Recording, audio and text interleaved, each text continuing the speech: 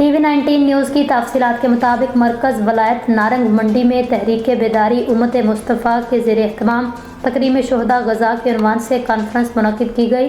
تمام مکاتب فکر سے نمائندگان نے شرکت کی۔ مرکز ولایت نارنگ میں تحریک بیداری امت مسلمہ کے زیر اہتمام تکریم شہداء غزہ کے عنوان سے منعقد ہونے والی کانفرنس میں انجمن شہریان کی طرف سے حافظ رانا اون الباری اور محمد عزیر بھٹی، جماعت اسلامی کی طرف سے سید صغیر الحسن شاہ، منہاج القرآن کی طرف سے پروفیسر اسد علی، ینگ جرنلسٹ پریس کلب کی طرف سے عمران افضل دوگل اور مسلک دیوبند کی طرف سے محمد ابوذر بھٹی نے اپنے ساتھیوں سمیت شرکت کی۔ تمام خطبہ نے اپنے اپنے خطاب میں شہداء غزہ کو خراج تحسین پیش کیا۔